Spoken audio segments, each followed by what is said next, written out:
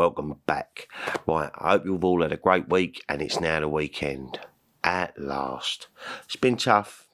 Before I get going, did any of you see the Conor McGregor Cowboy Cerrone fight last week? I don't know if any of you watched mixed martial arts.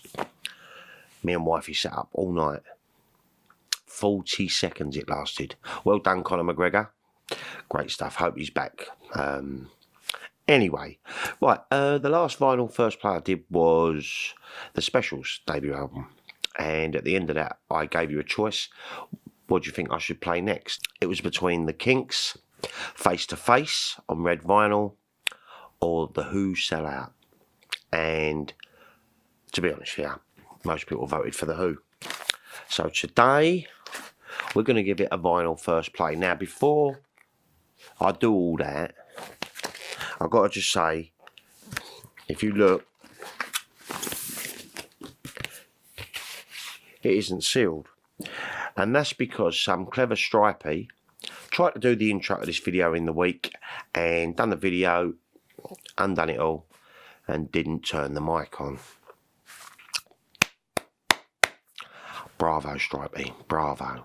So this is the second go at doing this, so, but obviously I know this album, it's a wonderful album from, again, that wonderful year, 1967. So I'll show you the vinyl. Now, obviously, I didn't know, and obviously on the first video, this one actually comes with the, like a print of the original poster that came out with it. So I'll show you that first, even though I've seen it, and it was kind of a nice surprise. Would have been nice for the video, but alas, no sound.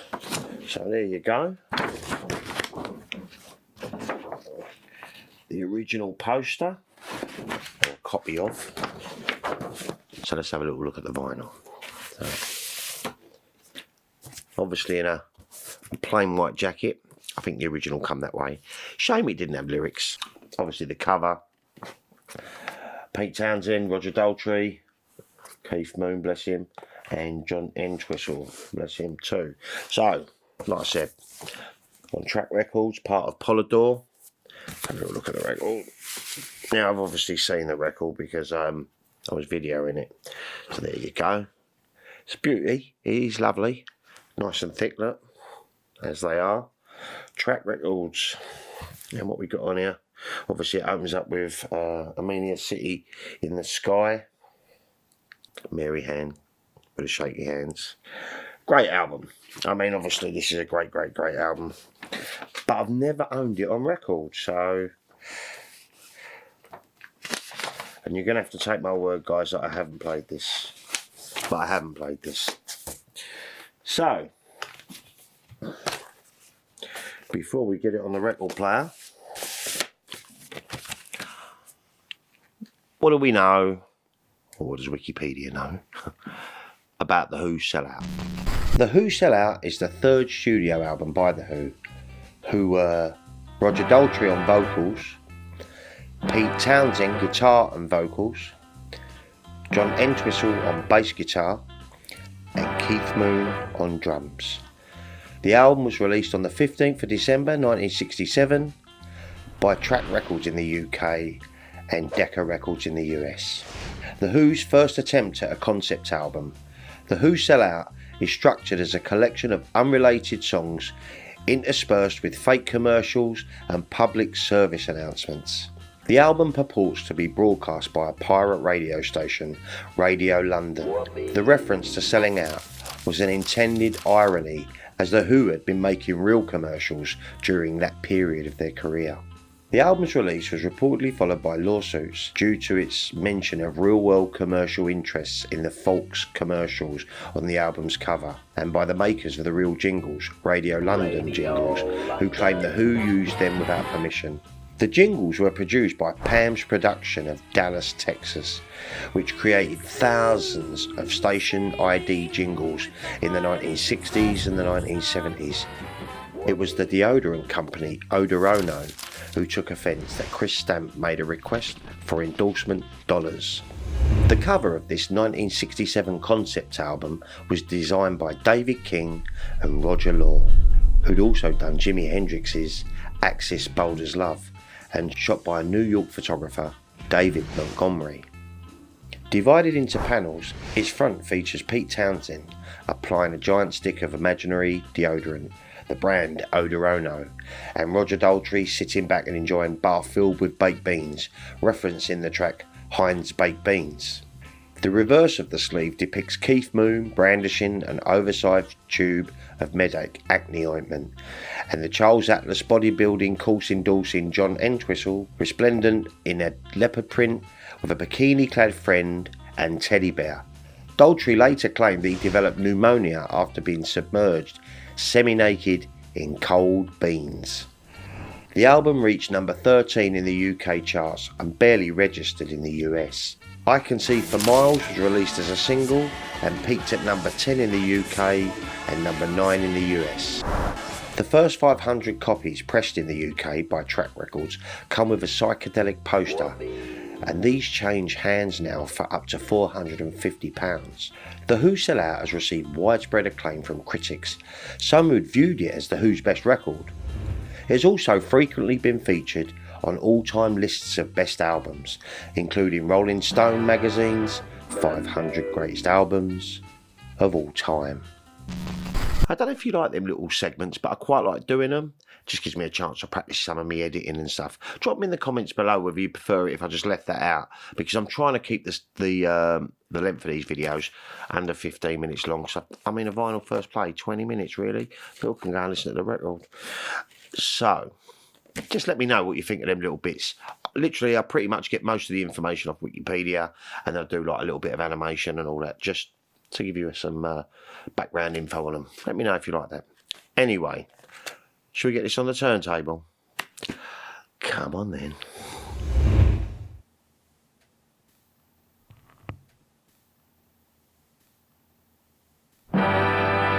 Monday, Tuesday, Wednesday.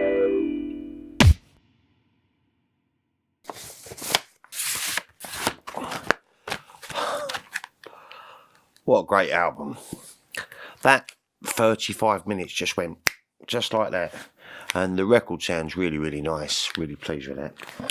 So, let's get on with the tracks. Obviously, there's no track listing on it, so I've sort of jotted it on there. So, bear with me. So, it opens up, obviously, with Armenia City in the Sky. And as soon as it comes on, you've got this weird like radio jingle. It sort of goes beep Monday with this sort of like robot-y sort of voice. This was written by a guy called Speedy Keen, who was a friend of the Who. He also sang on it actually with Roger Daltrey, using some effects filters for the voices. It was full of overdubs, backwards guitars, reggae drones, feedback, and even backward horns. It's a great psychedelic song, or a parody of one, because right at the end you can just hear freak out in this weird little voice. You don't know if they're actually taking a mick. I love this song. I really do like this song. It is very trippy. I think it's about taking acid, and bits of it, just bits, especially the opening riff when it comes on, kind of gives me that glam rock feel, you know, the Mark Bolan, that sort of guitar. Just had a little flavour on the opening, but terrific song. Track 2. Heinz Baked Beans. This is a weird, fake, sort of like commercial advert written by John Entwistle. What's for tea, Mum? What's for tea, darling? Bit of a weird one. And then it goes into track 3. Mary Ann with her shaky hands. Right, now, a lot of people think this is about a young girl who's known for her special abilities. But I don't think it is. I think it's about masturbation. Like one of their singles prior, Picture of Lily. Awesome melody. I love this it's a charming little song. Really sounds nice. Really sort of just makes you feel nice to listen to it. It sounded wonderful on record. It's got like a nice flamenco sort of feel about it. Grantley and Parker, who wrote the book Who by Numbers, they described the vocals between the Mamas and Papas on this track and Simon and Garfunkel. It's a standout song. It is definitely a standout song for me. Right, track 4, Odorono. She should have used it. It's a lovely little story. I love the way Pete delivers this song. Really do. I know it's supposed to be like a little comedical, not very serious song, you know, a little bit of fun to it. But it just sounded great. The twangy sort of guitar and the punchy bit. And like I said, the way Pete delivers it, absolutely banging. And that goes into another standout song then after that, Tattoo. Now, Tattoo's like a rite of passage song, really, about two brothers talking about how, you know, how is it to become a man. So they both decided to get tattoos. One has mum on it and the other one had a nudie bird. They both get in trouble and the singer ends up, ironically, being tattooed all over, and his wife too. Love the harmonies on this. They sound incredible. Really, really great song. Like I said, another standout song for me. Track 6, Our Love Was. I love the sort of like descending intro. Ding-a-da-ding, but sort of like bringing down. Really kind of lovely melody, kind of hypnotic as well, with chimes and stuff going on. It sounded excellent. And in the US, the LP, this was called Our Love Was Is. So, a little bit weird. I don't know why they do that. Shouldn't it be just the same everywhere? Right, and finally on track 7, I Can See for Miles. And this is a hint of things to come, I think, you know, with The Who. As soon as you hear the opening and Keith's, he was, bless him, an amazing natural drummer. Unbelievable, so fast, so powerful. And that comes in and then the guitar riffs just sounded amazing. It's a Who classic.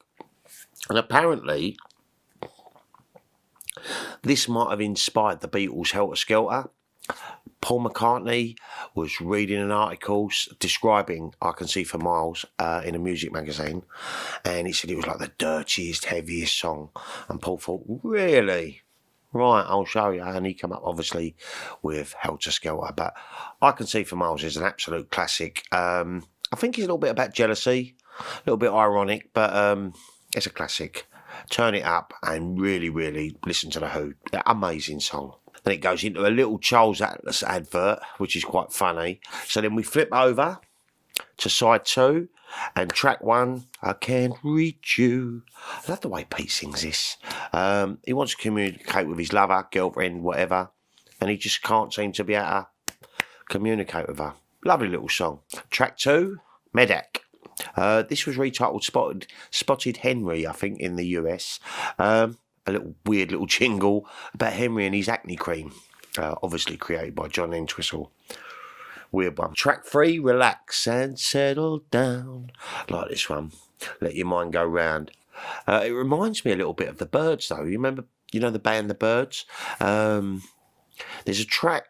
Well, a lot of their vocals, but little hints of it reminds me of a song from the film Easy Rider, Wasn't Born to Follow. Just little flavours of it. And there's little bits of it that really, really do remind me of Quadrophenia. Lovely song, like Relax. Track 4, Silas Stingy. Another weird one. Dark humour to this. About a very stingy man. Won't eat, won't wash. Stingy, really stingy. Love the hypnotic drums on this one, and it kind of reminds me of a song by Pink Floyd from the album Piper at the Gates of Dawn. It's called Chapter 24. Now, if you played them back to back, they wouldn't sound nothing like. It's probably the keyboards on this, Silas Stingy, just has that flavour. Another album that was released in '67, but it sounded wonderful. Absolutely sounded wonderful. Track 5. Sunrise. Now this sounds to me like it could have just slotted straight into the album Tommy. Just sounds like it is, you know, lovely and warm sounding. And then it goes into track 6, Rael Part 1 and 2. And Rael Part 1 and 2 is like a little mini opera, really. Like I said, the shape of things to come. Rael Part 1, around about just before 4 minutes, up 3:45, I started singing in my head, it's a boy, Mrs. Walker, it's a boy, you know, from Tommy. And it definitely goes into the Sparks riff. Dun, dun. Great Who song. Great Who song.